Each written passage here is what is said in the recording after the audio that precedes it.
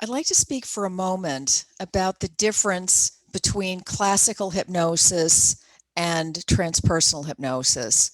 And it's important just to start with the idea that so many of us have that hypnosis is a stage act where somebody, a very talented somebody on a stage, can get us to bark like a dog or cluck like a chicken or do something to humiliate ourselves for the pleasure and enjoyment of everybody else in the room. We're not talking about that kind of hypnosis. The idea behind classical hypnosis is that if a person gets into a very relaxed, open, suggestible state, that it's possible and likely to be able to implant a suggestion that is beneficial to the person, repeat it often enough that the person is able to essentially integrate it into their future experience. So classical hypnosis is used for smoking cessation. It can be used for weight release, also pain management. And these things can really help people.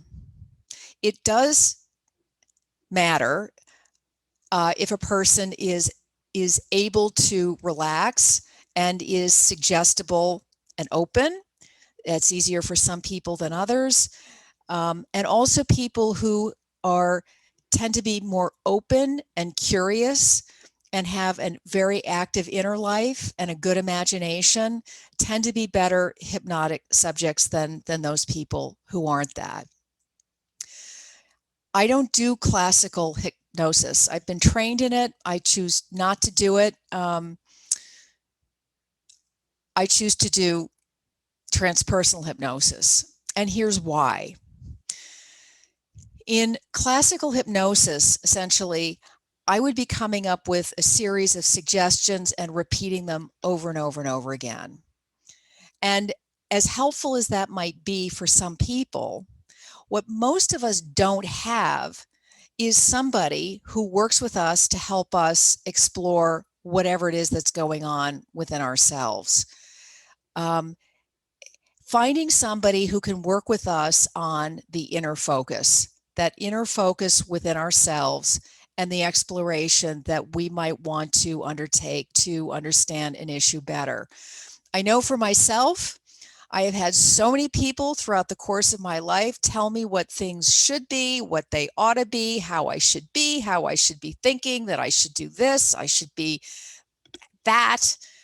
And ultimately, in the long run, I've found those things to be well-intentioned, but not particularly helpful.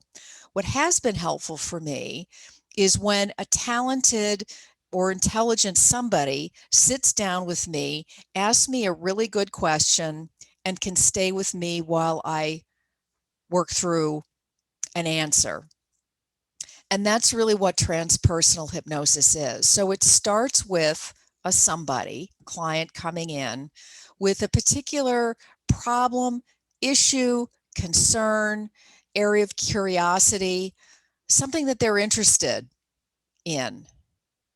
I listen to that, come up with a series of questions, talk them down into a very relaxed state, an open state where the normal everyday ego seems to take a back seat, and then images start coming up, memories come up, and there's something about this relaxed state that allows people to see, sometimes hover, observe, notice these images, sensations, memories in a way that allows them to connect dots in a way that they cannot connect those dots in other areas of their life.